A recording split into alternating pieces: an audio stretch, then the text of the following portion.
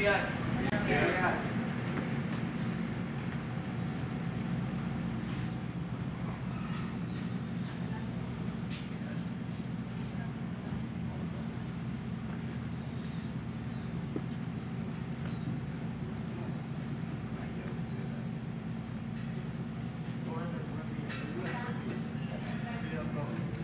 Nos da mucho gusto amanecer este día en Querétaro. Ya concluyó la reunión de seguridad. En este estado, afortunadamente, hay buenos resultados en materia de seguridad. Se ha avanzado, como se va a informar el día de hoy. Agradecemos mucho al gobernador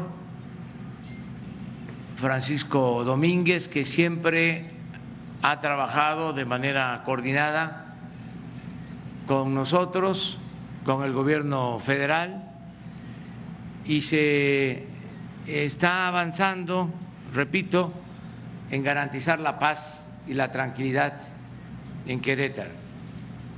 Estamos trabajando de manera coordinada, gobiernos municipales de Querétaro, el gobierno del estado y el gobierno federal. Entonces vamos, si les parece, a iniciar con el informe de Francisco Domínguez, gobernador de Querétaro. Luego el general secretario de la Defensa, Luis Crescencio Sandoval, va a informar y abrimos para las preguntas y respuestas. Francisco.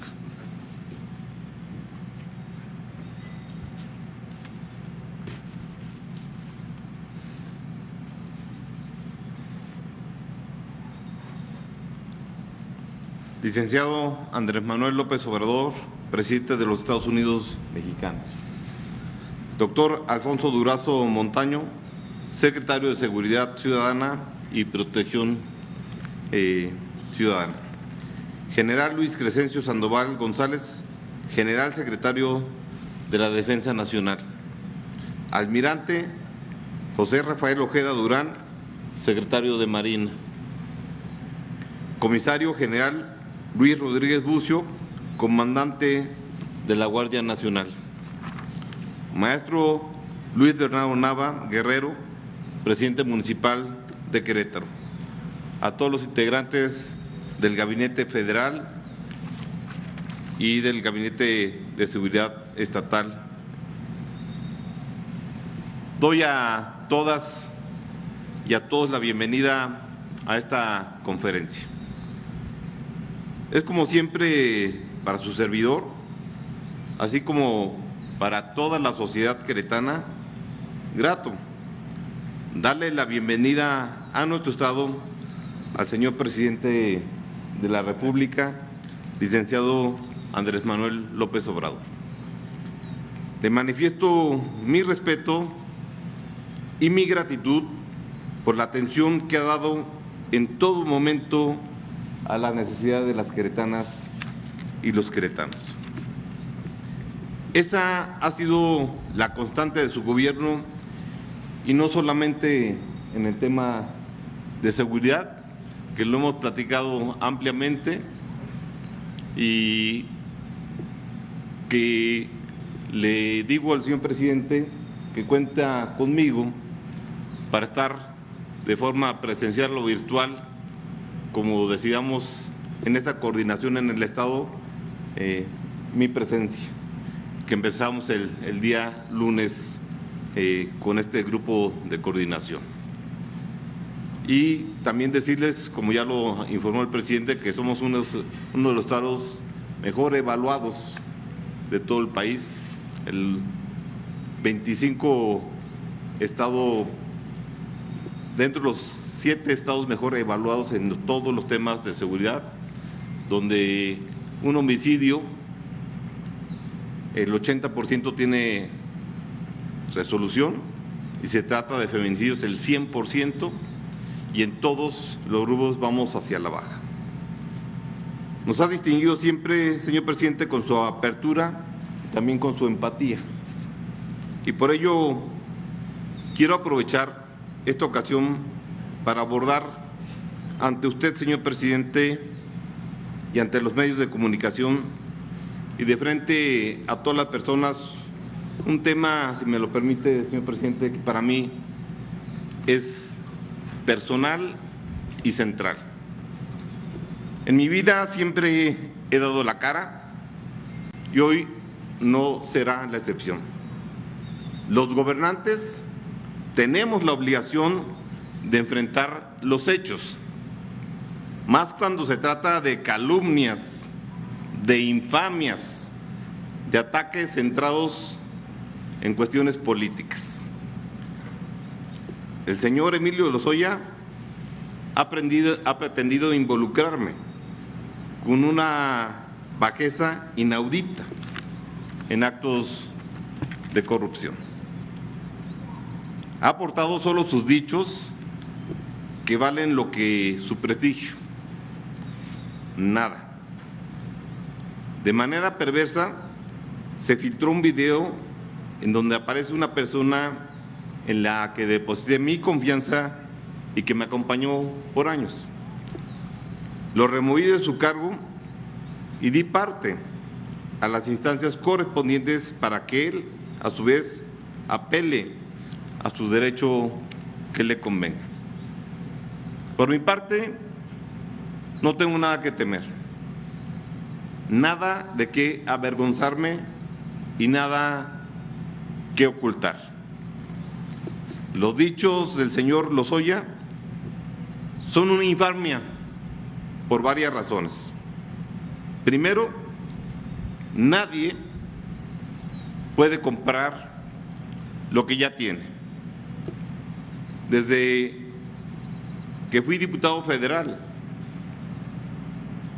con respeto, apoyé la reforma energética en el 2008, que fue propuesta por el Partido Acción Nacional. La seguí apoyando como senador de la República. De hecho, la presenté yo personalmente a nombre de mi partido. Siempre he tenido convicción de que la reforma era benéfica para el país.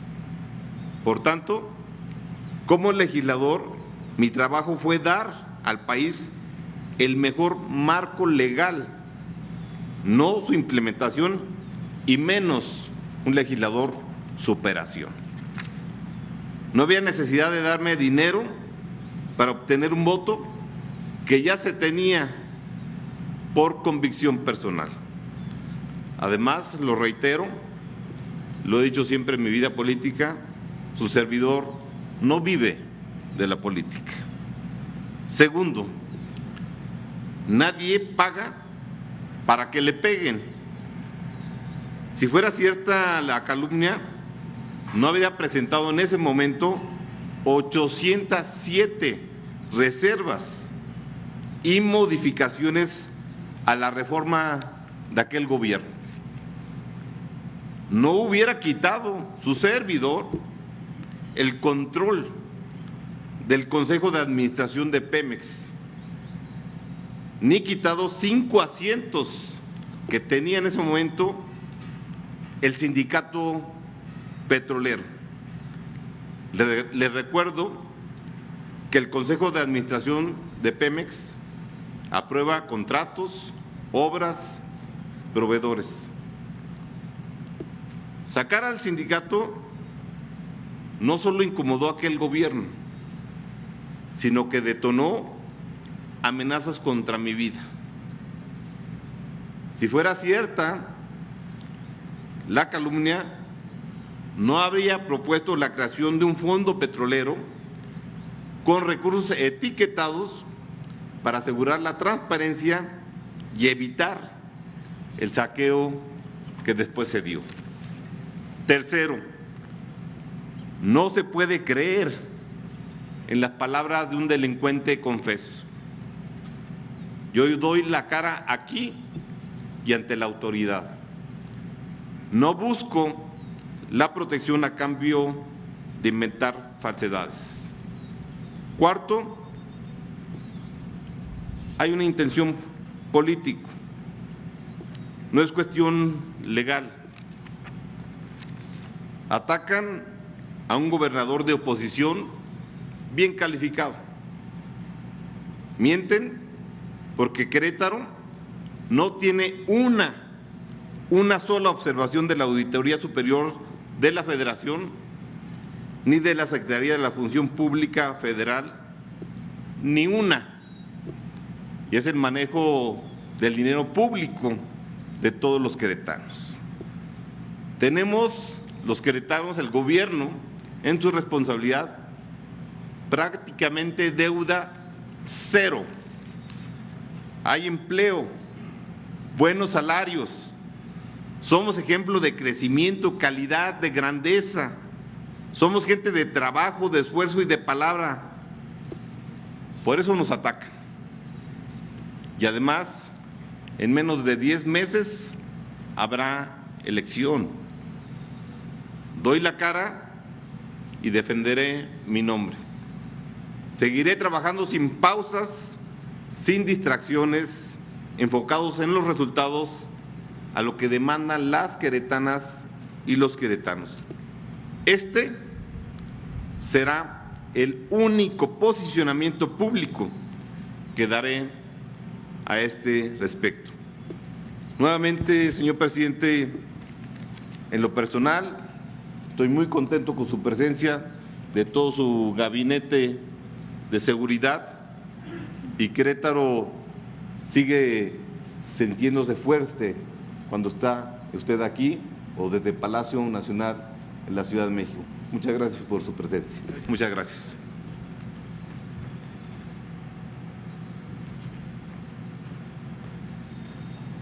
Con permiso, señor presidente. Buenos días. Por favor, las láminas. Bueno, vamos a analizar la situación de seguridad en el estado. Empezaremos, 18 municipios, el estado, con una población de más de 2 millones de habitantes, en donde 4 municipios concentran un porcentaje importante de la población: Querétaro, San Juan del Río, Corregidora y El Marqués. Un corredor industrial en la parte sur del estado, que ahí están estos municipios que acabo de mencionar, 3 oleoductos, 2 poliductos y un ducto de gas, un desarrollo importante en la industria aeronáutica. Todo esto va a influir en los índices delictivos que vamos a ver a través de la presentación. Adelante, por favor.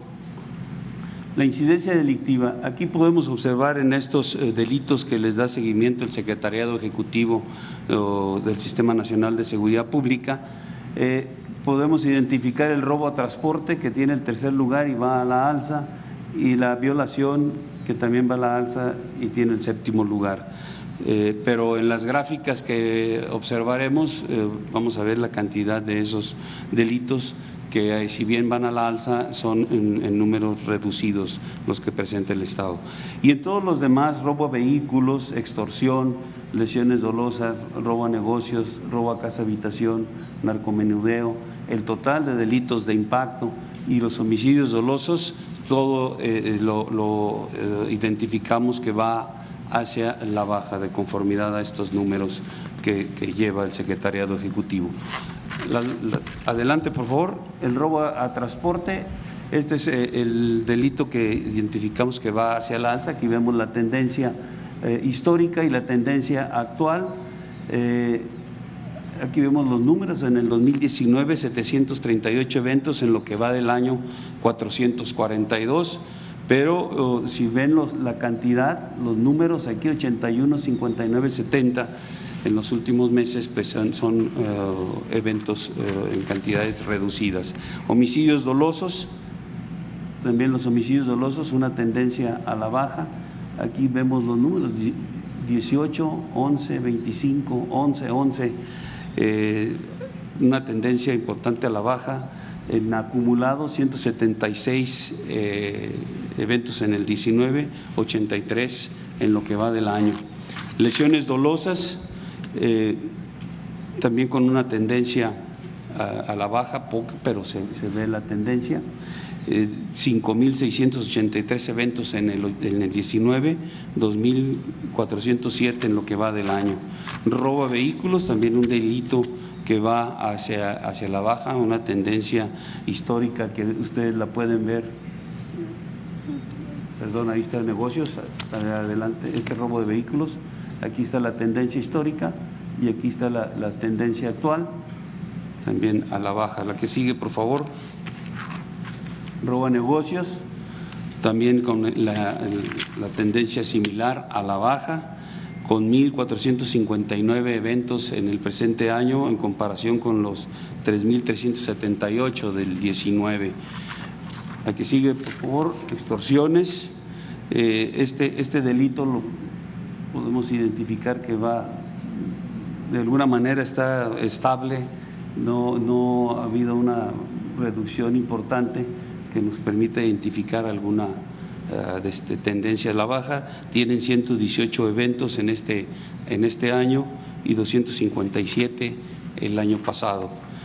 El robo a casa habitación también a la baja, 1.354 eventos en el 2020 y 3.400 el año pasado. Violación es uno de los delitos que está a la alza, que ya les cité, que tiene el 6º lugar, pero aunque va a la alza, aquí vemos la cantidad de eventos: 26 en junio, 25 en mayo, 30 en abril, 215 en lo que va del 2020 y 441 en el 19.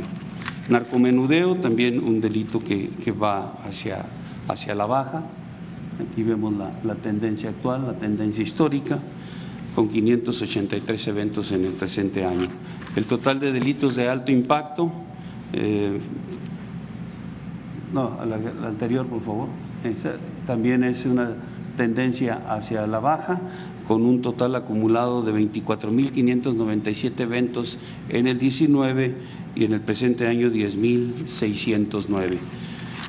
Homicidios dolosos por entidad federativa, en lo que va de la presente administración y hasta el mes de junio, el Estado ocupa el 25 lugar, con 282 eventos, muy alejado de la media nacional. Y si consideramos estos homicidios dolosos por cada 100.000 habitantes, todavía se aleja más el Estado, en 27 lugar, bastante alejado de la media nacional.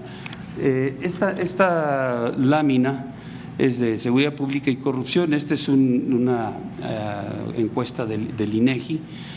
A nivel nacional establece esta encuesta que 59 de cada 100 personas que tuvieron un contacto con autoridades de seguridad pública fueron víctimas directas de actos de corrupción en el 2019. Y Querétaro, su estadística es que 41 de cada 100 personas son las que identifican estas situaciones. Entonces, el Estado ocupa el último lugar, es decir, es en ese contacto de seguridad pública y corrupción es el mejor clasificado. La que sigue, por favor. En los municipios de mayor índice delictivo, como ya lo cité, aquí están los municipios que tienen la mayor cantidad de población, son los municipios que están en el corredor industrial, son los municipios que están o que por su territorio atraviesan los ductos. La que sigue, por favor. En seguridad pública del Estado, también aquí vemos la presencia de los efectivos policiales. En Querétaro, 1.871, Corregidora, San Juan del Río, El Marqués. Aquí en estos 3 primeros municipios está concentrado la mayor cantidad de policías, más de 2.600 policías. Y aquí en estos son los municipios, esos 2.600 equivalen al 76% de la policía estatal y municipal que tiene el Estado. Pero en estos 3 municipios también se concentra el 65% de la población del estado. Ahí está la mayor cantidad de población, ahí están los índices delictivos y ahí está presente la Policía Estatal y Municipal trabajando en coordinación con las fuerzas de seguridad federales, que aquí las vamos a ver. Adelante, por favor. En las fuerzas de seguridad federales se tiene efectivos de la Secretaría de la Defensa, efectivos de la Guardia Nacional, que sus efectivos que están desplegados, los efectivos operativos son 1,782, que sumados a lo que tiene la Policía Estatal y la Policía Municipal hacen un total de 5,941 elementos, de los cuales 4,854 son operativos, son fuerzas que están desplegadas en las 3 coordinaciones regionales de la Guardia Nacional en la que está dividido el estado. Aquí también en Querétaro tenemos considerado para el 2021 2 proyectos de construcción de instalaciones de la Guardia Nacional, uno en Corregidora y otro en San Juan del Río. Ahorita se tiene un 90% en avance de la gestión de la obtención de los predios y su legalización. En cuanto a sucursales del Banco del Bienestar, tenemos 3 instalaciones concluidas en Tolimán, Colón y San Juan del Río, y otra en Querétaro en proceso de construcción. Aseguramientos de las fuerzas federales en lo que va de la presente administración: detenidos 196, 691 kilogramos de marihuana, 14 de cocaína, 12 de heroína, 177 de metanfetaminas, de cristal, 2 laboratorios, 355 vehículos, combustible recuperado, más de 435,000 litros. La que sigue, por favor. En el robo de hidrocarburos, como mencionaba, 3 oleoductos, 2 poliductos y un ducto de gas, en donde las tomas clandestinas han sido 418 las que se han detectado, y el municipio que más tiene o que más presenta este delito es San Juan del Río, 248 tomas clandestinas. Se han asegurado 82 vehículos, se han recuperado 435,682 litros de combustible y se han detenido a 16 personas. La que sigue, por favor. Aquí vemos la variación promedio diaria en cuanto a la desviación del combustible. 8,105 barriles diarios de combustible se extraían de los ductos en el 18 a través de 26 tomas clandestinas. En el 19 aumentan las tomas clandestinas, pero reduce esta desviación de barriles diarios a 6,579. Y en lo que va del año se tienen 135 tomas clandestinas, reduce, pero también reduce la cantidad de barriles diarios a 4,225. Adelante, por favor. Los recursos federales en el ámbito de la seguridad que llegan al Estado, tenemos primero el Fondo de Aportaciones para la Seguridad Pública con más de 192 millones, el programa de fortalecimiento para la seguridad con 75,8 millones de pesos, y el Fondo de Aportaciones para el Fortalecimiento de los Municipios y las Demarcaciones Territoriales de la Ciudad de México, el Fortamun, son 1,442,3 millones de pesos que llegan aquí al estado de Querétaro. Adelante.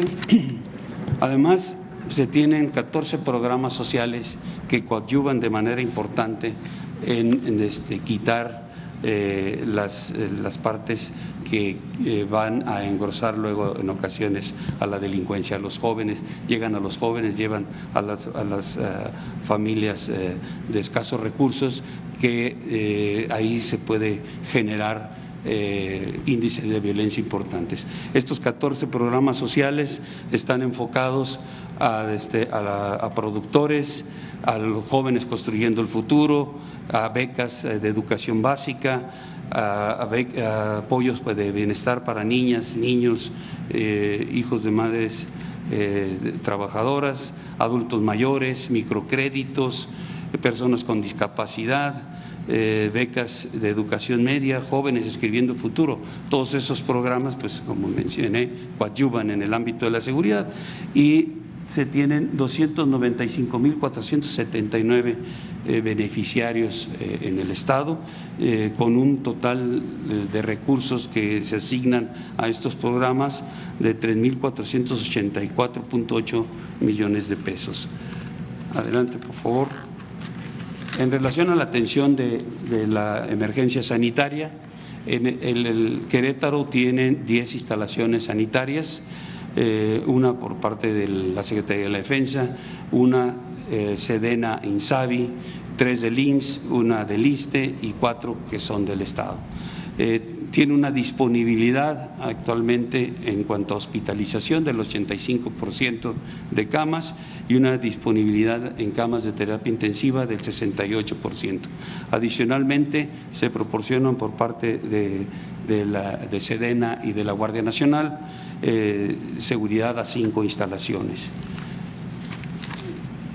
En el plan DN3 tenemos y plan Marina y plan de Guardia Nacional. Lo que tenemos registrado en la actividad en estos planes en lo que va de la administración es la participación en 3 eventos de lluvias, 3 nevadas, 5 derrames químicos, 3 explosiones, participación en 25 incendios forestales y un urbano, 3 accidentes ferroviarios, 3 aéreos y un vehicular, empleando 1.300 elementos con 130 vehículos y un helicóptero. Es todo. Todo, señor presidente. Muy bien, pues esta es la información. Quedamos en darle la palabra. Son 3, Rodolfo, Héctor y Lisbeth. Buenos días, presidente. Gracias, gobernador, secretarios. Buenos días. Si me permiten, por favor, primero con el gobernador de Querétaro. Si bien dice que este es el único posicionamiento que va a fijar, tengo entendido que es en esta conferencia. Menciona en plural, no es lo ataca, me ataca. ¿Usted considera que desde el gobierno federal se está orquestando una campaña en contra de usted, gobernador? ¿Quiénes lo atacan, gobernador?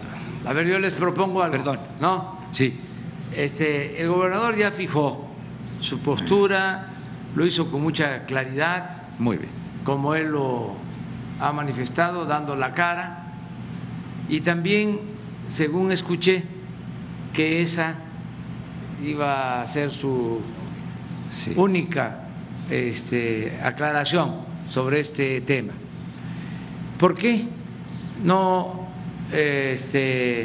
tratamos de dejar para otro momento este asunto? Bien. Incluso hasta por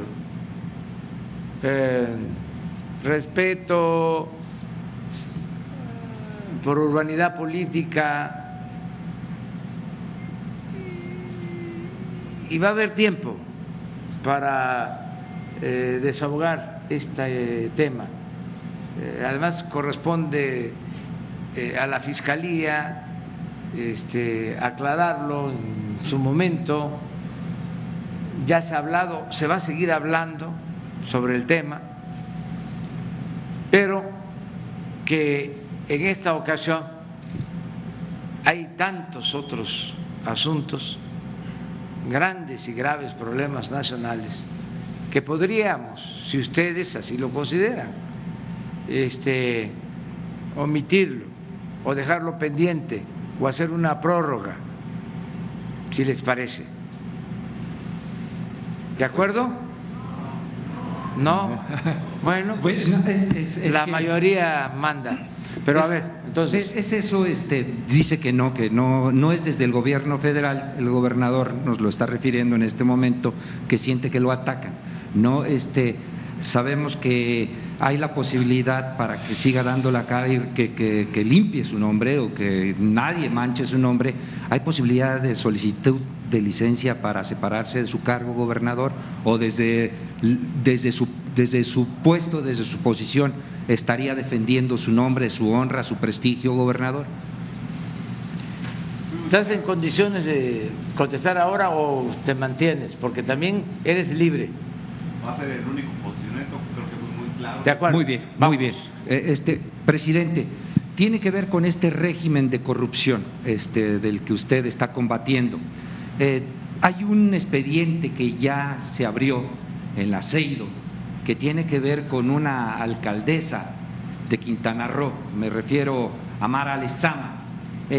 Ahí ella de pronto creó una empresa con su esposo, su hermano, sus hijos, y de la noche a la mañana, en menos de 2 años, 70 millones de pesos desembolsó para comprar propiedades.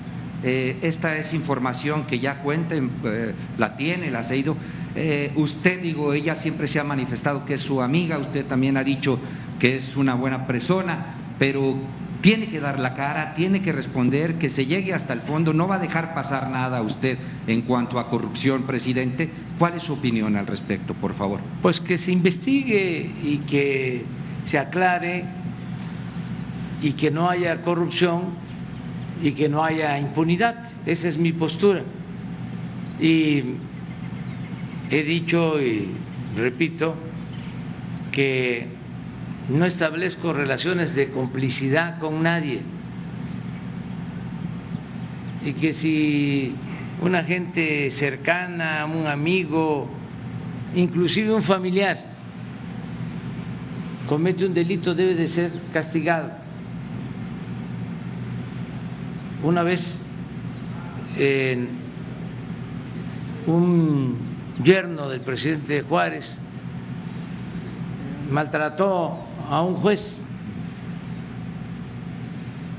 y fue este servidor público a quejarse con el presidente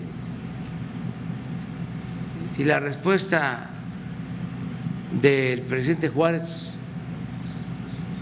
fue: ¿qué espera para aplicar la ley?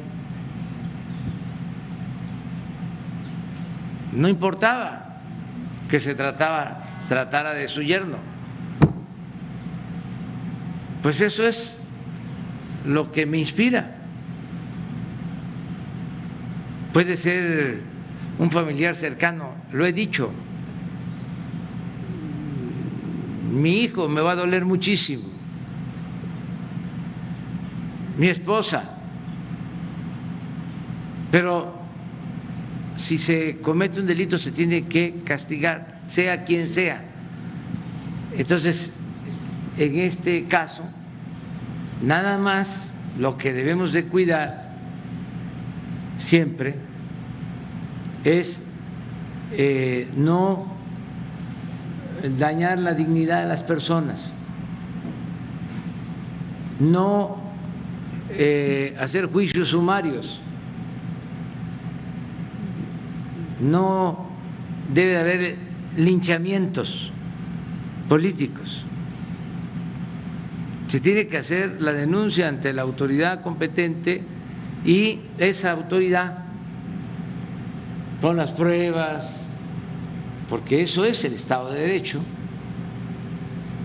tiene que resolver si la persona es culpable o no. Es lo único. Tampoco esto entra en contradicción con la libertad que tenemos de manifestarnos y con la libertad de prensa. Al final de cuentas, se trata solo de un asunto ético. Pero ustedes tienen toda la libertad, todos los ciudadanos, a manifestarnos y a expresarnos y va a ser la autoridad la que va a resolver. Hay que cuidar mucho cuando se denuncia. Yo he denunciado durante muchos años. Tengo, yo creo que el récord de haber presentado más denuncias contra los expresidentes. Le presenté denuncia a Salinas de Gortari, a Zedillo, a Fox, a Calderón, a Peña Nieto, por traición a la patria. Hay constancia de que fui al Ministerio Público y presenté pruebas,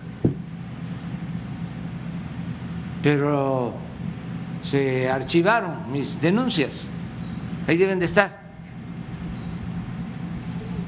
pero siempre con pruebas para no perder autoridad moral,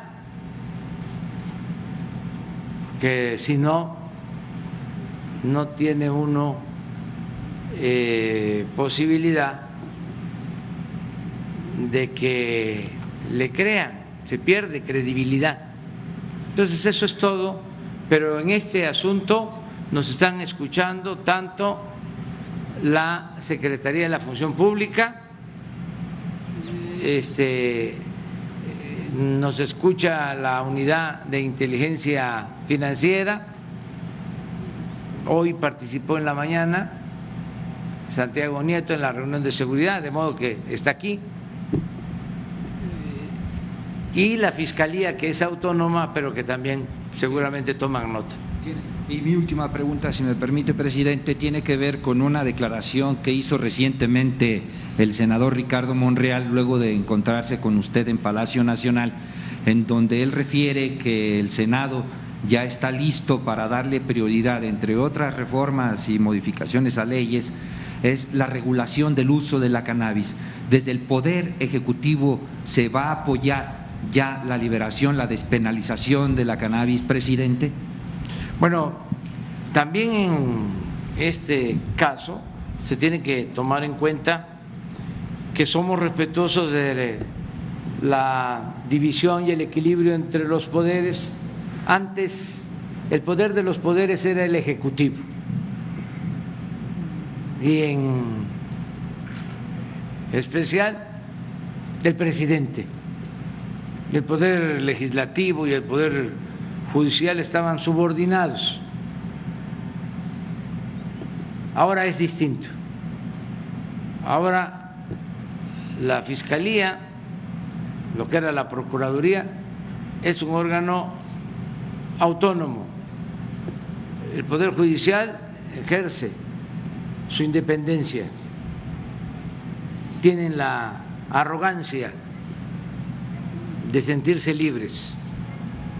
Y también los legisladores, el Poder Legislativo, la Cámara de Diputados, la Cámara de Senadores. Esta iniciativa sobre la regulación, el uso con fines médicos, con fines de salud de la marihuana, ya lleva tiempo ahí, incluso están emplazados legalmente a resolver. Eso nos los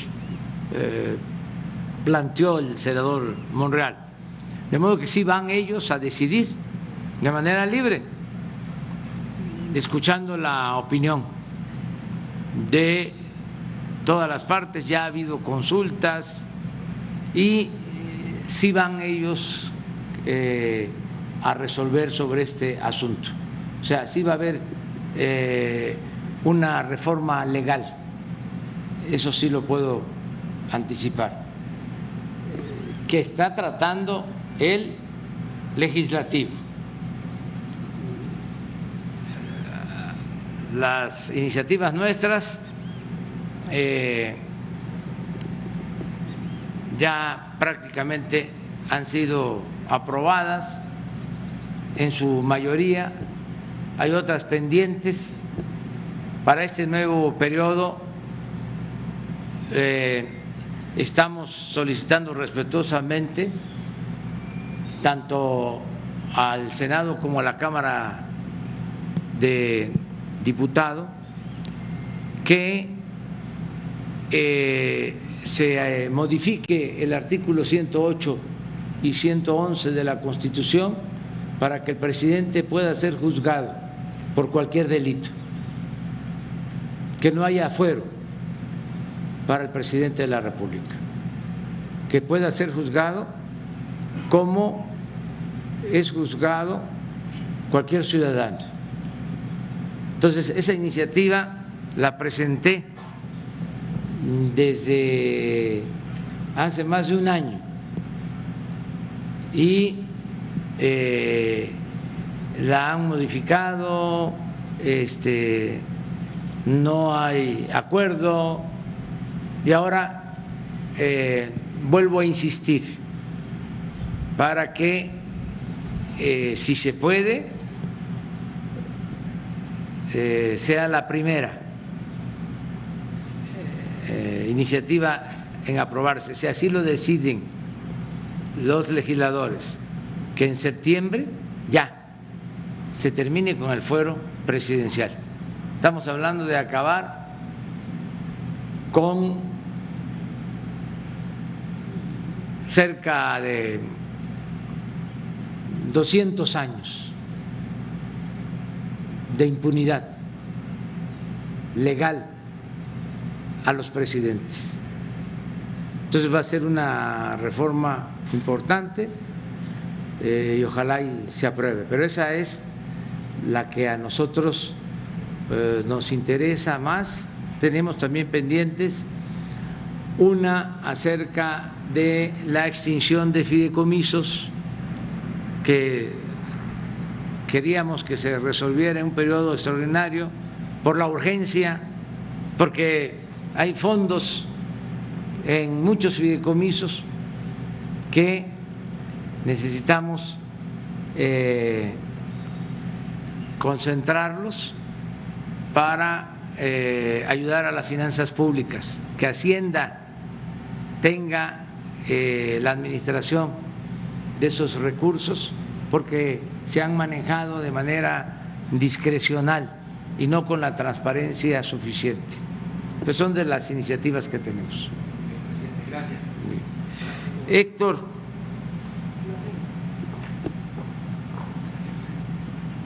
Gracias. Buenos días, señor presidente. Buenos días al gobernador y a todo el gabinete aquí presente.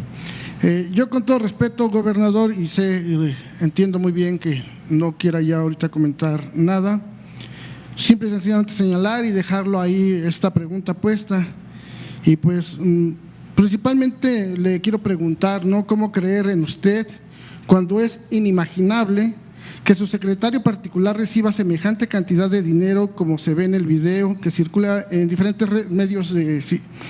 medios, sin estar usted, gobernador, al tanto? Esto porque principalmente hemos estado viendo que pues no puede pasar nada sin que los gobernadores estén al tanto, y pues se hace muy extraño. También es cierto, el presidente en muchas ocasiones lo ha dicho, el que nada debe, nada teme, y creo que estamos en tiempos ya muy diferentes. Es un pueblo de México cansado de tanta corrupción, de tanto que en campañas muchos candidatos ofrecieron, nos escucharon, nos regalaron despensas, frijol con gorgojo, y atendieron pues todas nuestras preguntas y dudas, nos conquistaron. Y ahora que muchos de ustedes ya están gobernando, pedimos lo mismo, ¿no?, que así como cuando hicieron campaña, pues también tengan la cara para decir, pues no, no es cierto, son mentiras, y aquí estoy, y vamos a aclarar con la frente en alto todo lo que se está rumorando, ¿no? Pero también respetamos, entendemos muy bien, y también respetamos los procesos, y es lo único que quería comentar. Okay. Señor presidente, Como usted lo ha dicho en por lo menos ya 2 ocasiones, lamentablemente la red social Twitter es la plataforma en donde se nota una manipulación de la información, uso de bots, uso de cuentas falsas, compra de espacios con fines político-electorales, los cuales están fuera del alcance de la fiscalización electoral. La pregunta va en este sentido, señor presidente. ¿Cuándo asistirán los directivos de Twitter México a la conferencia matutina para informar al pueblo de México sobre estos temas? Agrego que el fin de semana pasado, el menor de sus hijos y su esposa fueron nuevamente víctimas de agresiones verbales en Twitter, sin que hasta el momento la red social haya hecho algo al respecto. Señor presidente, ¿será conveniente buscar los mecanismos adecuados para sancionar a las redes sociales que solapan u omitan la agresión verbal a menores de edad, mujeres y adultos mayores? El bullying en redes sociales no es un asunto menor, toda vez que genera daño psicológico a la víctima, que en muchas ocasiones ha llevado incluso a jóvenes al suicidio. En su carácter de padre de familia, ¿qué nos pudiera decir al respecto?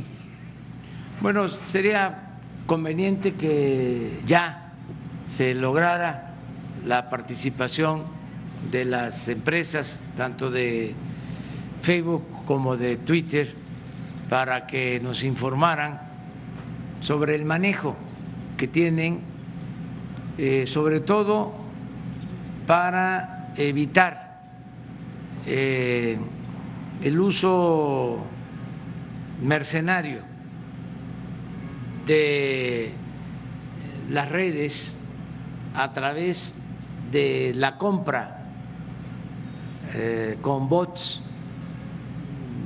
de espacios, toda esta publicidad que se contrata y que no es transparente. Ahora hay campañas, están en convenciones en Estados Unidos y casi diario están informando cuánto gastan en las redes los candidatos, los partidos. Aquí se tiene que llegar a esa transparencia. Todos debemos de informar cuánto gastamos en publicidad. Generalizo porque el gobierno tiene gastos de publicidad. En mi caso personal, nunca he pagado a Twitter ni a Facebook para que un mensaje mío lo difundan y se vea más. Nunca lo he hecho. Entonces,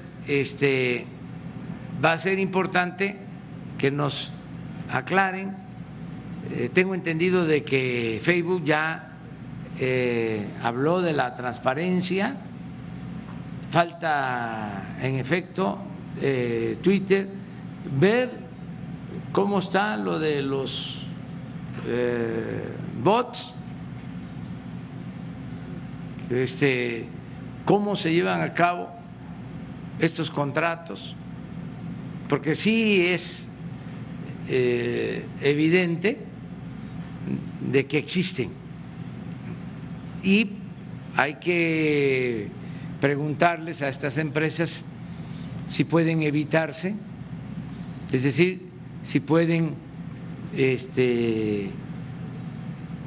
imprimir ética en el manejo de estas redes sin limitar la libertad de expresión, porque cuando se trata de personas, de ciudadanos,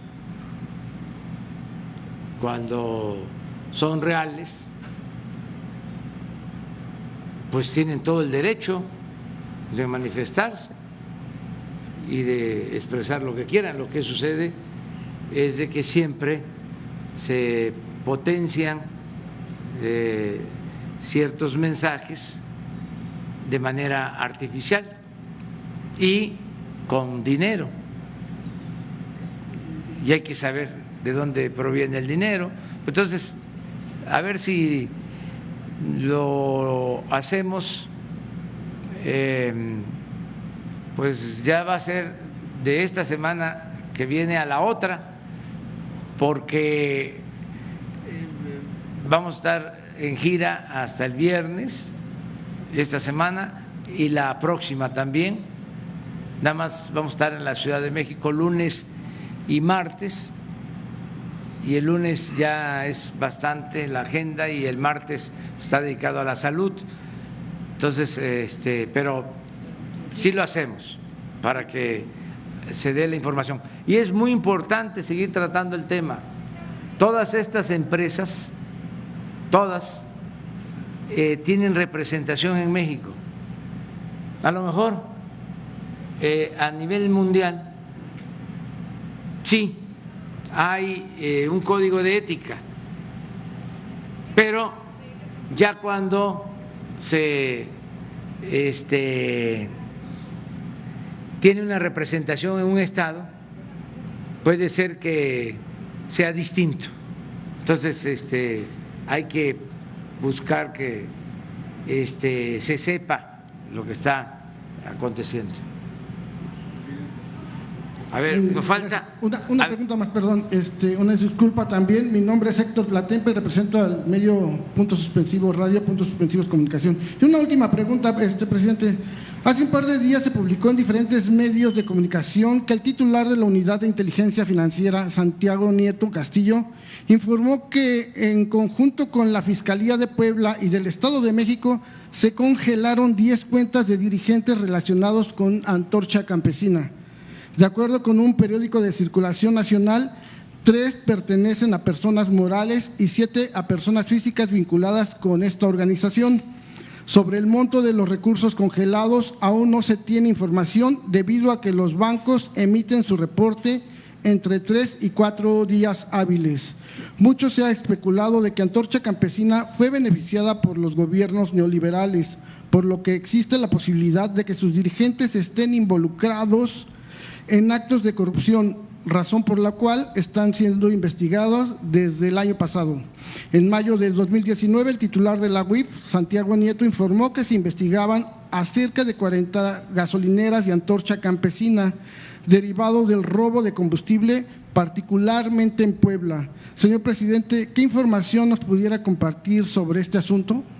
Sí existe una investigación y sin afectar lo que se conoce como debido proceso, si se puede, hoy le vamos a pedir a Santiago Nieto que informe sobre este asunto, si te parece, que den toda la información, si está en el ámbito o en el terreno del Ejecutivo o ya está en la Fiscalía, cómo está el proceso que se está llevando a cabo. Muy bien, vamos con Lisbeth.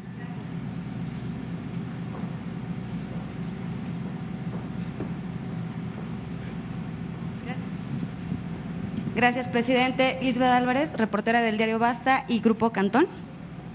Presidente, usted ha propuesto que los expresidentes Peña Nieto y Felipe Calderón sean enjuiciados en consulta.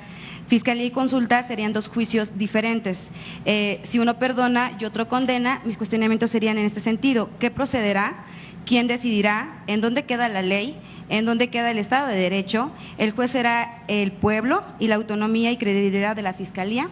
Esos serán mis cuestionamientos, presidente. Yo creo que no hay, la verdad, ninguna contradicción, porque en la Constitución se establece, en el artículo 35, el derecho de los ciudadanos a que puedan solicitar la realización de consultas sobre asuntos de interés público. Este es un asunto relevante, sin duda. Entonces, si se cumple con los requisitos, se puede llevar a cabo esa consulta que va a decidir sobre si se procede o no contra los expresidentes. Y es un método democrático, lo decidimos todos, no es el presidente, incluso no es el fiscal, no es un juez. Este es un asunto de Estado, es un asunto de nación. Entonces, se hace la consulta y en el caso de que se decida que se inicien procesos, tendrían que llevarse a cabo de conformidad con el marco legal, y los implicados, claro que tienen derecho a la defensa, pero no hay motivo para decir que es una cosa o la otra. Yo siento que es más sano, más responsable, más serio el que se le pregunte a los ciudadanos. Para eso es la democracia participativa. La democracia no es nada más elegir a quien nos va a representar 3 años, 6 años. La democracia es un sistema político y una forma de vida. Entonces, se elige a una autoridad, pero pues hay revocación de mandato, hay referéndum, hay plebiscito, hay consulta ciudadana. Todo eso es parte de la democracia participativa. Es gobernar con el pueblo, mandar obedeciendo, porque de esa manera se tiene más legitimidad en todo lo que se hace. Eso es lo que yo estoy proponiendo, y he dicho que por convenida la estabilidad política y sobre todo pensando de que ya debemos de poner un punto final a todo ese tiempo de abusos de autoridad, de corrupción, y que debemos de iniciar una etapa nueva, desterrando la corrupción. Pues yo me inclino porque si se lleva a cabo la consulta, yo votaría en contra de que se enjuicien a los expresidentes, pero es un voto como el de cualquier otro ciudadano. Respetaría la decisión final. Desde luego voy a argumentar por qué considero que no, porque también no debemos de quedarnos anclados en el pasado. Hay que pensar en el porvenir y vamos bien.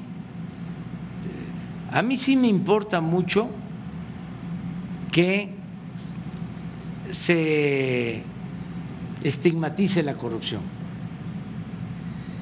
me importa muchísimo.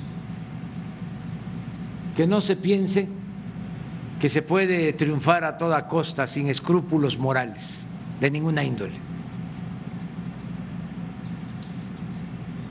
Que se acabe aquello de que el que no tranza no avanza, que se destierre la inmoralidad, o para decirlo en positivo, que moralicemos a México, que se purifique la vida pública del país. Eso es lo que más me importa. Y también me importa, más ahora,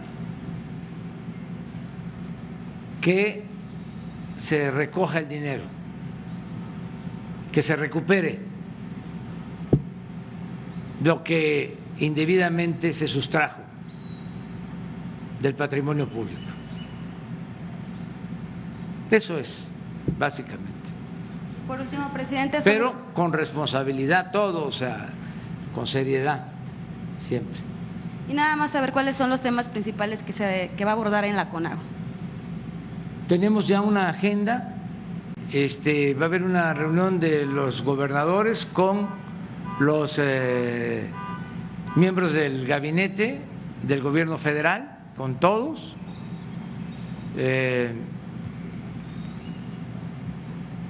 Van a estar todos los integrantes del gabinete, los gobernadores, y luego yo voy a escuchar las propuestas de los gobernadores y voy a dar respuesta, y al final va a haber una comida. Ese es el programa, básicamente, y se les va a informar, desde luego, a ustedes, a los medios.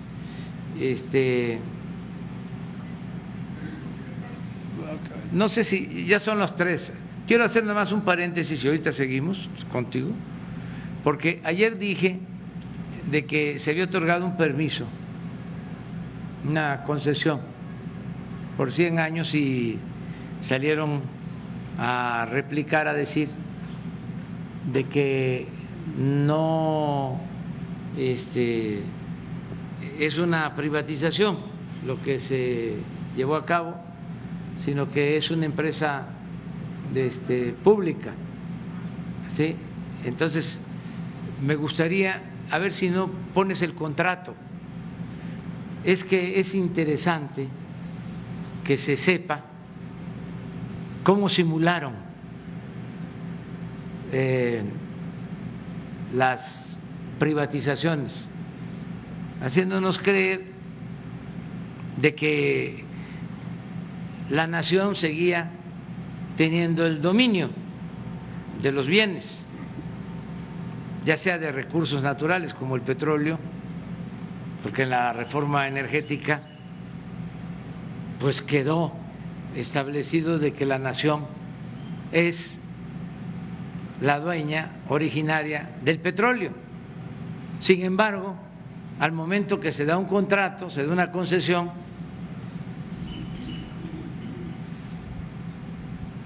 ese dominio se interrumpe, se cede a un particular durante un tiempo. El otro caso, los ferrocarriles, pues claro que son medios de comunicación cuyo dominio tiene que ver con la nación y con el Estado mexicano, pero existe una concesión. Estas se entregaron en el gobierno de Ernesto Zedillo por 30, 40 años. Entonces, ya la función pública se cede ante el interés privado. la administración privada, el negocio privado. Pues es lo mismo de las famosas API. Y en este caso de Veracruz, pues no sé si tengas el contrato, de favor. Yo publiqué ayer el contrato. Es que es muy interesante esto, porque es un engaño, es una simulación. Además, si es público, si pertenece al Estado, ¿para qué se concesiona?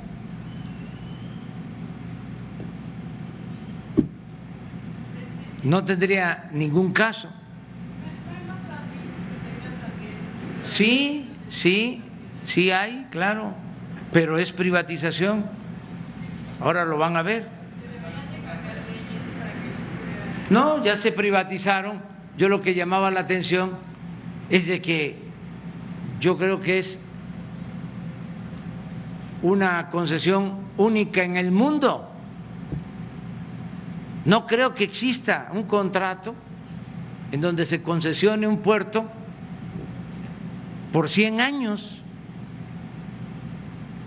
por un siglo. Ni Porfirio Díaz se atrevió a eso. A ver, ¿no tienes el...? Aquí está. Es un título de concesión.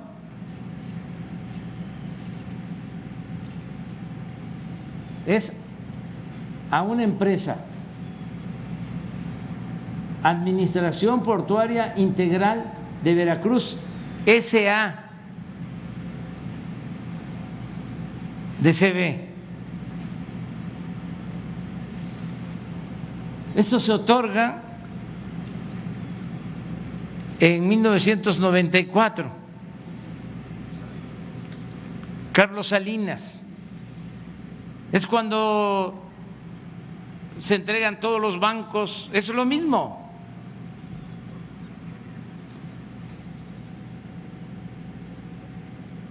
Pero ¿qué sucede?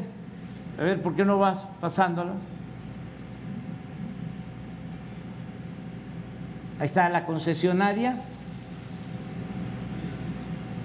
Aquí está la fecha de la concesión. Para.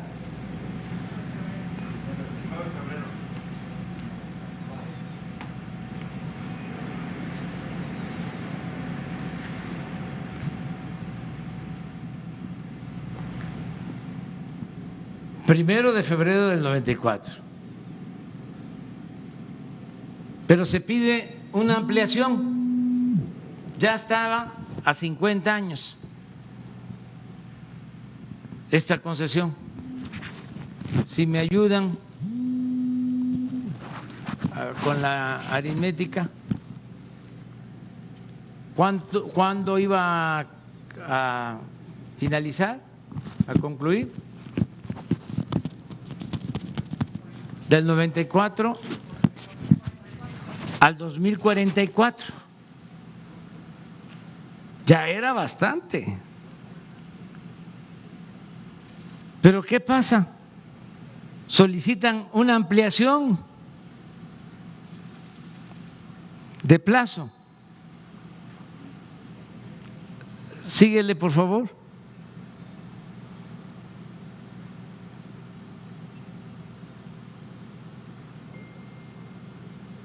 Síguele. Ahí está. Ampliación.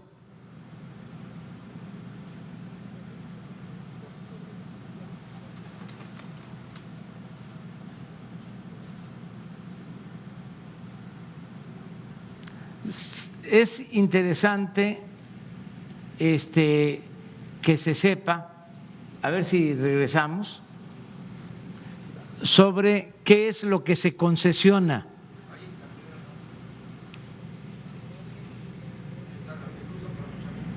Así está.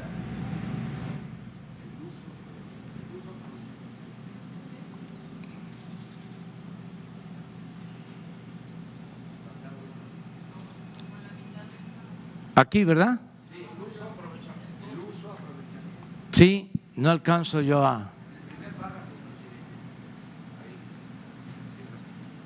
Así, aquí está. 1. Uso, aprovechamiento y explotación de los bienes del dominio público de la Federación que integran el recinto portuario del puerto de Veracruz, cuya superficie se encuentra delimitada y determinada en el anexo 1. 2. El uso, aprovechamiento y explotación de las obras e instalaciones del gobierno federal ubicadas en el recinto portuario que se describen en otro anexo. 3. La construcción de obras terminales marinas e instalaciones portuarias en el recinto de que se trata. La prestación de los servicios portuarios de acuerdo al diario oficial de la Federación. Esto es lo que se está entregando, todo el puerto, a una empresa particular. Es una privatización, no paraestatal. Bueno, nunca pierde, regreso a lo mismo, el dominio, la nación, el Estado, pero se interrumpe porque se entrega esta concesión. Sigamos adelante.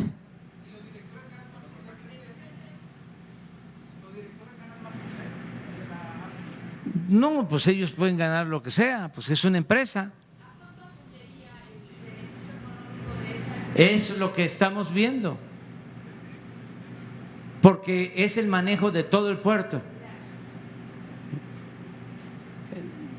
Entonces, le empiezan a pedir opiniones a las distintas instancias de la misma Secretaría de Comunicaciones y todos avalan para que se dé la ampliación. Seguimos adelante.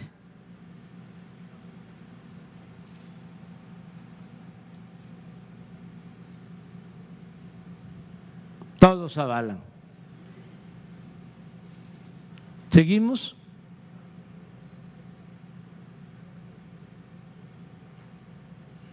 De modo que se resuelve,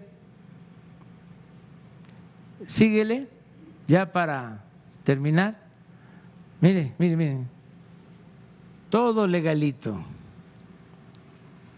de conformidad con el artículo 35, fracción cuarta, miren cuánta, pero termina el contrato al final.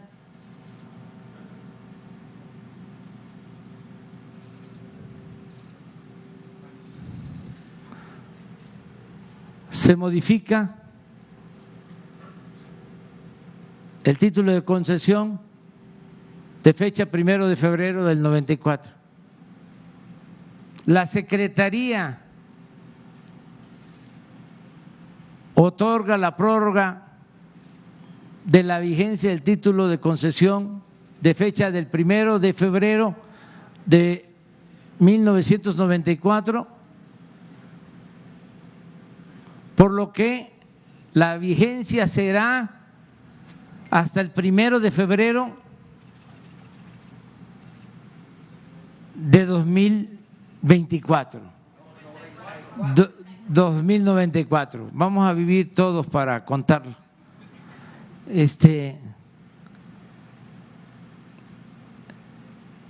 Síguele.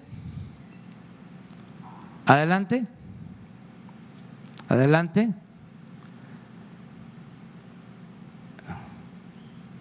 Miren cuándo se firma.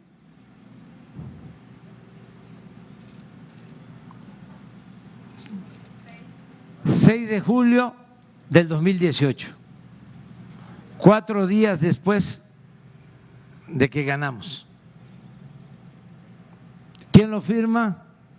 El secretario de Comunicaciones, y por la concesionaria, adelante, el ingeniero Juan Ignacio Fernández Carvajal. Entonces, esto es lo que vamos a revisar. Lo aclaro porque si no se pensaría de que es algo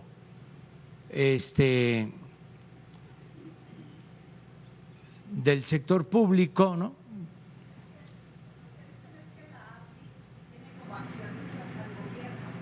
Ah, claro, sí, sí, pero la administración corresponde completamente, esa es la concesión a particulares. Entonces vamos a revisar, porque es muy extraño, primero, ¿por qué a 100 años?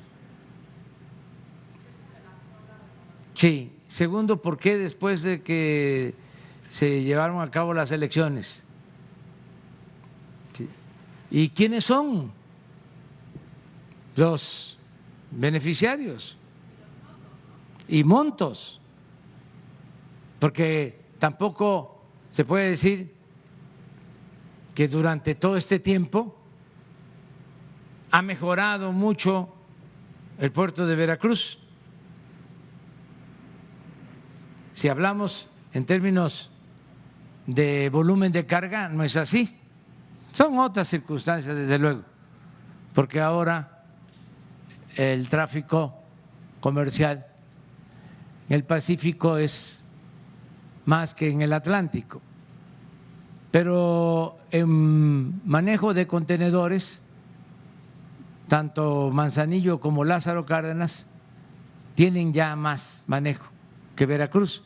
Y no olvidar que el puerto de Veracruz fue el principal puerto de México por siglos. Bueno, ahí se creó el primer gobierno municipal,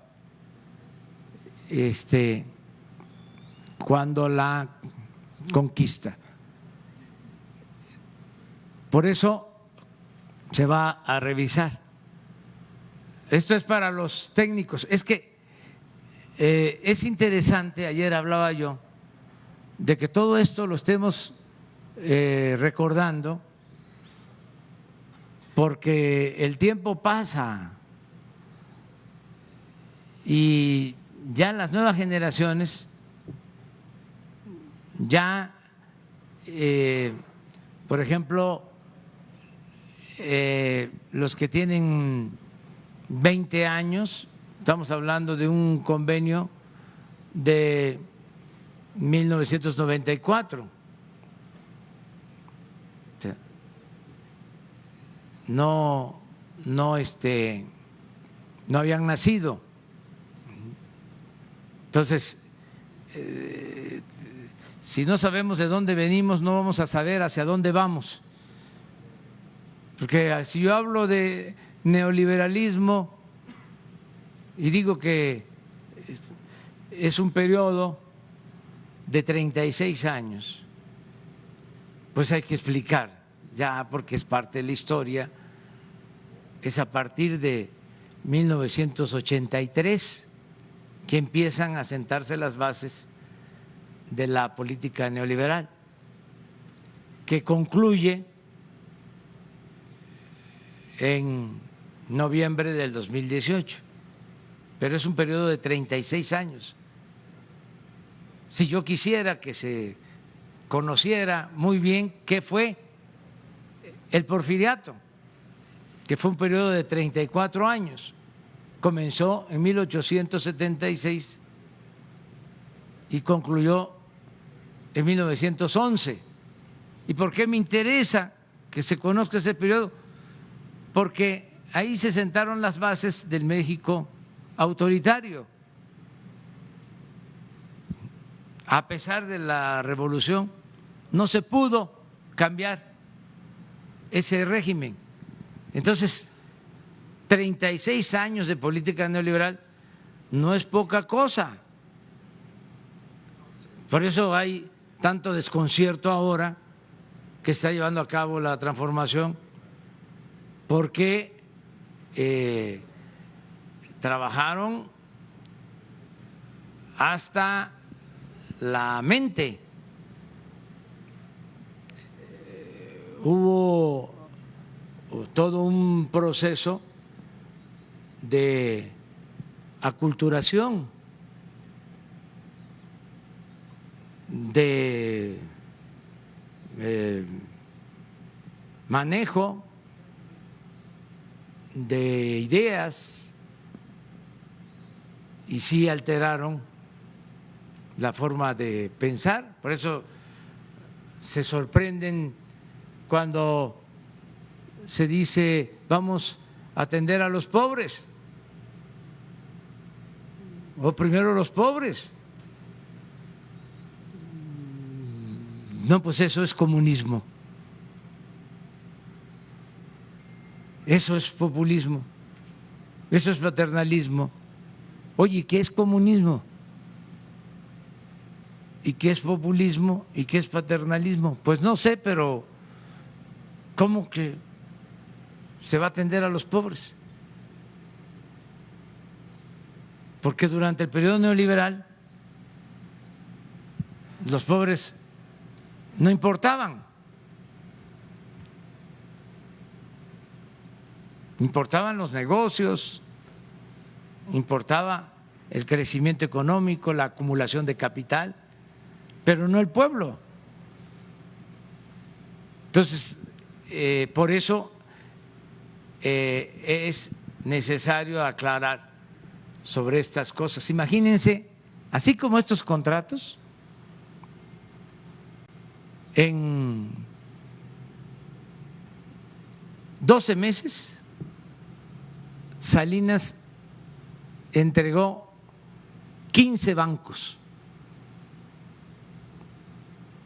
a menos de uno por mes.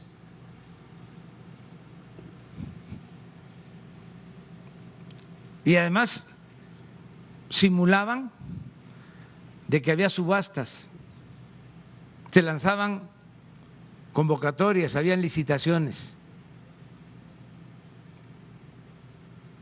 y se abrían los sobres y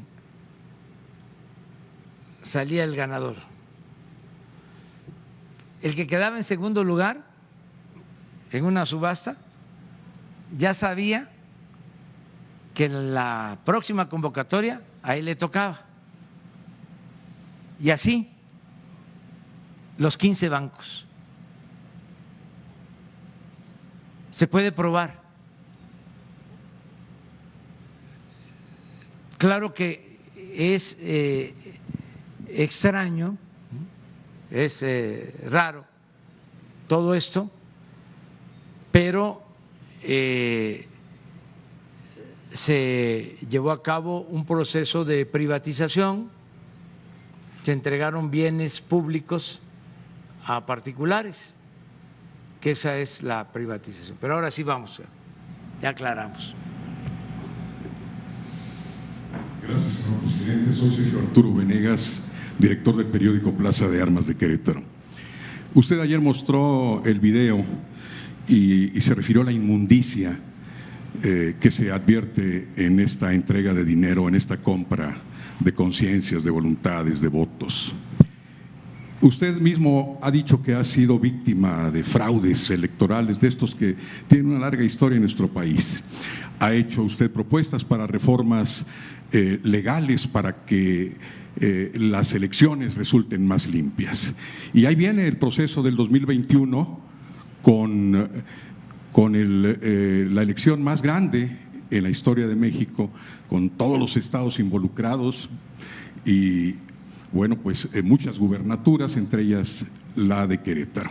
Hace 5 años vimos lo del señor Kors, aquella famosa llamada del señor gobernador, entonces candidato Francisco Domínguez, hablando de kilos y de que ahora interpretamos de millones, de un señor Kors, que ahora se dice que era el secretario de Gobernación. La pregunta, señor presidente, ¿cómo avisora, cómo vislumbra usted este 2021 con esta historia de fraudes en México de esta inmundicia y cómo vamos a superar eso como país. Y una segunda pregunta, si me lo permite, ya se fue el secretario de Comunicaciones que usted tenía, que había hablado mucho del tren de México a Querétaro, que es también otra larga historia, también si hay alguna posibilidad de que se realice finalmente. Gracias. Buenos días. Mire, yo creo que es muy buena pregunta porque tenemos que afianzar de una vez y para siempre el sistema democrático. La democracia es el mejor sistema político que existe en el mundo, no hay otro. Algunos sostienen que es el menos malo, pero sin duda es lo mejor, la democracia. Y parte de nuestros problemas como nación se han originado por la falta de democracia. Porque cuando no hay democracia, el pueblo pues no participa, el que llega al cargo se siente absoluto y hace lo que le da la gana. No hay, en sentido estricto, contrapesos. Entonces, nos hace falta la democracia. No hemos tenido democracia en siglos. No está de más recordar de que fuimos colonia 300 años. Nos invadieron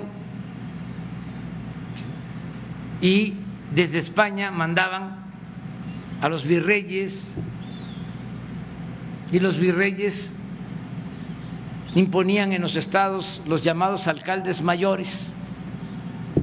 3 siglos. O sea, vamos a cumplir 200 años de independencia, pero estuvimos 300 años siendo colonia de España. Entonces, desde luego, en 300 años, en 3 siglos, no hubo democracia. De modo que se diga que había democracia en la llamada Nueva España. Bueno, se logra la independencia política, pero tampoco en el siglo XIX hay democracia. Si acaso, en todo el siglo XIX, lo más cercano a la democracia fueron los 10 años en que gobernaron Benito Juárez y Sebastián Lerdo de Tejada durante el periodo que se conoce como República Restaurada, de 67 al 76, 10 años, nada más, como un destello de libertades, se gobernaba de conformidad con la Constitución, había división y separación de poderes. Al mismo presidente Juárez en el Congreso llegaron a no aprobarle leyes los legisladores. Y ya ni hablar de los periodistas de ese entonces. Es la prensa más libre, más inteligente que se haya tenido en toda la historia de México, en ese periodo. ¿Pero qué pasó antes? Pues fue 11 veces presidente de la República Antonio López de Santana. La primera mitad del siglo XIX. México, país de un solo hombre. ¿Qué pasa después de los 10 años de la República Restaurada? Vuelve a ser México país de un solo hombre, Porfirio Díaz. 34 años. ¿Dónde está la democracia? No hay.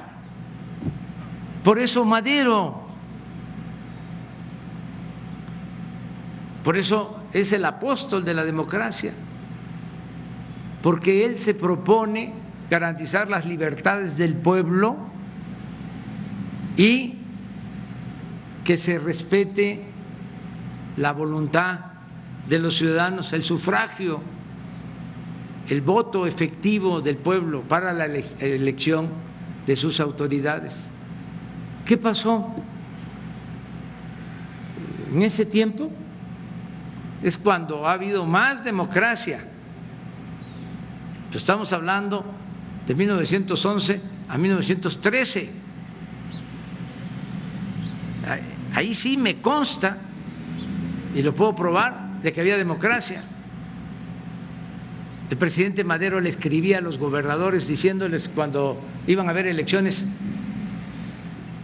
le pido de manera especial que cuide, que se respete el voto de los ciudadanos y que no interesa quién gane, lo que interesa es que haya libertades y que se establezca la democracia.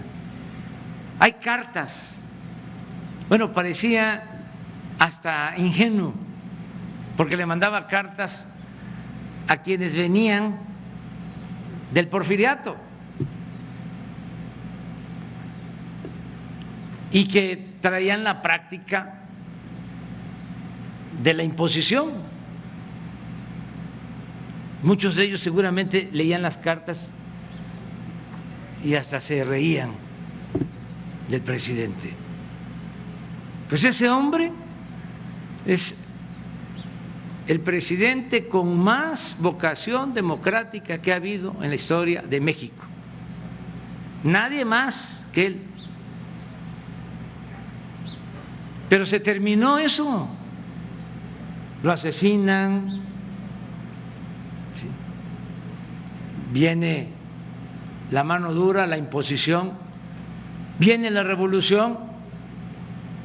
Y a pesar de que se avanzó en el terreno social, en lo económico, con la revolución, no se pudo avanzar en la democracia. Decía don Daniel Cosío Villegas que se fue don Porfirio, pero se quedó doña Porfiria.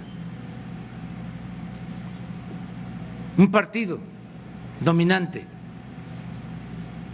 durante décadas. Entonces, el primer ensayo democrático se da en el 2000, ya conocen el resultado. Entonces, ahora que nosotros triunfamos por voluntad del pueblo, estamos obligados a que haya democracia, a desterrar los fraudes electorales. ¿Cuántos fraudes se cometieron? ¿Cuántas injusticias? ¿Cómo se utilizaba de manera cínica, descarada el presupuesto para favorecer a partidos y a candidatos? ¿Cómo se compraban los votos? ¿Cómo se repartían despensas traficando con la pobreza de la gente? Frijol con gorgojo. Todo eso se tiene que acabar. Y todos lo vamos a lograr. Y en efecto, viene la elección del año próximo. Y tiene que ser distinta. Y va a ser distinta primero porque ya se modificó la Constitución y ahora es delito grave el fraude electoral. Les hablaba yo de que la revolución no pudo acabar con el régimen porfirista en lo antidemocrático. No que hicieron los revolucionarios, que realmente se estableciera la democracia. Cuando se está discutiendo de que no se puede juzgar a los presidentes porque tienen impunidad y solo se les puede juzgar de acuerdo a la Constitución por traición a la patria, fíjense que en la Constitución de 1857 se establecía que se podía juzgar al presidente no solo por traición a la patria, sino por delitos electorales. Y en la Constitución que se escribió aquí en Querétaro, a pesar de los grandes avances en lo social en esa Constitución, se modificó el artículo 103 de la Constitución de 1857 y se le quitó de que al presidente no se le podía juzgar por delitos electorales y solo se le dejó por traición a la patria. O sea, no era una prioridad establecer la democracia. Ahora tenemos que hacerla valer y ya es delito grave el fraude electoral. Y yo lo he expresado, lo voy a seguir diciendo. Existe una fiscalía de delitos electorales que también debe de saberse que se creó y que es independiente, que es autónoma. Pero independientemente de esa fiscalía, yo, una vez que comiencen los procesos electorales y me entere de que hay gobiernos municipales, de que hay gobiernos estatales, de que hay funcionarios o secretarías del gobierno federal interviniendo en las elecciones, los voy a denunciar. Estoy obligado a hacerlo. ¿Y qué es lo que voy a exigir? Elecciones limpias y libres. Y que el pueblo decida, sin ninguna presión, sin ningún condicionamiento, con absoluta libertad. Y eso sí nos puede traer dificultades. De una vez lo anticipo, diferencias, porque no voy a dejar pasar eso. Nos ha hecho mucho daño el fraude electoral. Es como un crimen, un fraude electoral.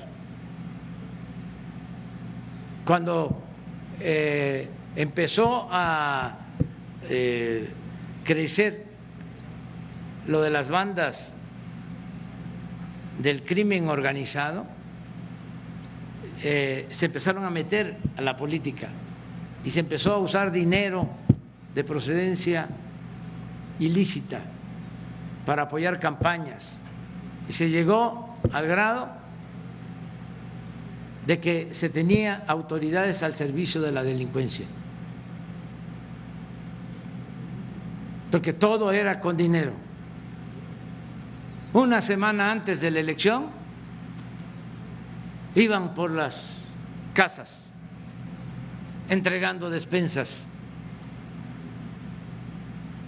recogiendo credenciales de elector. Si sabían que había simpatías por un candidato, iban a atentar al ciudadano, a decirle: te doy tanto por tu credencial, para que no fuera a votar, y se las regresaban después de la elección. Eso se acaba porque se acaba. Entonces, es por eso muy buena tu pregunta, porque me permite hablar sobre este tema y que todos lo sepan, y sobre todo los servidores públicos del gobierno federal. El que se meta a usar presupuesto, bienes del gobierno para favorecerse, ¿sí?, va a ser consignado.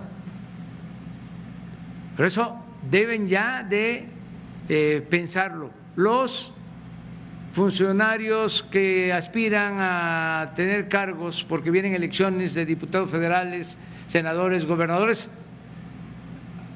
a su debido tiempo renuncia. Vámonos. Una cosa es gobierno y otra cosa es partido. ¿Cuál fue la otra pregunta? Hay la posibilidad. También esa es una historia, como dices tú, larga de corrupción, pero sería extraordinario que se pudiese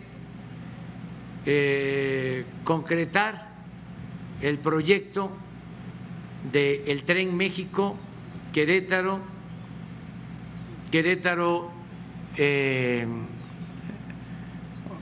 Guanajuato, o Querétaro San Luis, que era el centro ferroviario de México durante mucho tiempo.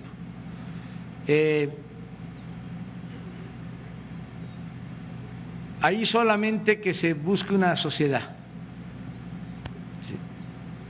Ahora que se está hablando de participación de la iniciativa privada en algunas obras, no descartamos esa posibilidad. El Estado no podría, me refiero al gobierno federal, no podríamos nosotros hacer esa obra porque además de los recursos que no los tendríamos, no nos alcanzaría el tiempo y no queremos dejar nada sin terminar. Pero una empresa particular podría hacerlo. Ahí sí, con la condición de que fuese trenes de pasajeros y modernos, pero sí se justifica. Esta carretera, no sé, Francisco, pero debe ser la más transitada de todo el país. Entonces sí amerita un medio de transporte que se tenía antes, pero precisamente por las privatizaciones se quedaron solo trenes de carga. Muy bien, vamos con ella. Gracias, presidente. Buenos días. Preguntarle a propósito de las obras que están pendientes para el estado de Querétaro. En el mes de abril de este año hubo una visita de algunas autoridades del gobierno federal a propósito de la construcción del Hospital General aquí en Querétaro. Y al día de hoy, si bien es cierto hay un avance importante en materia de infraestructura, todavía queda pendiente resolver el tema del equipamiento, que me parece fue uno de los compromisos que el gobierno federal asumió con el gobierno estatal de Querétaro. La pregunta sería si en este contexto de pandemia y con todos los gastos que supongo han sido no programados durante esta contingencia que a todos nos ha tocado vivir, existe todavía y se mantiene este compromiso de equipamiento para el Hospital General en el estado de Querétaro. Gracias. Sí, se mantiene el compromiso de ayudar en el equipamiento al gobierno del estado. Terminando esta reunión vamos a tener un acuerdo y un tema que va a tratarse es lo del hospital de Querétaro y sí se va a apoyar porque es una prioridad. Todo lo que es salud, hemos terminado cerca de 80 nuevos hospitales que estaban en proceso. Voy a informar sobre esto el día primero, de cómo se ha invertido para terminar obras inconclusas sobre todo en este caso hospitales, cómo nos ayudó mucho el terminarlas y reconvertirlas o convertirlas en hospitales de atención COVID, con el apoyo de la Secretaría de Marina, la Secretaría de la Defensa. Ellos nos ayudaron a terminar obras, equipar obras y a operar hospitales. ¿Cuántos de INSABI tienen ustedes? 32. A partir de marzo, 32 nuevos hospitales. Entonces, es lo mismo para el caso de Querétaro, es el compromiso. Y por último, señor presidente, ahora sí ya la última pregunta de mi parte. Entiendo cuando habla sobre esta responsabilidad y este derecho que asume como ciudadano de levantar denuncias en contra de aquellos que, malos servidores, ostenten el poder público para beneficiarse en un proceso político electoral. Sin embargo, su figura también es una figura que puede influir de manera muy directa hacia uno u otro partido político. Mi pregunta va en este sentido: ¿cómo garantiza el presidente de la República un margen de respeto frente a un proceso electoral tan complicado como el que será el 2021?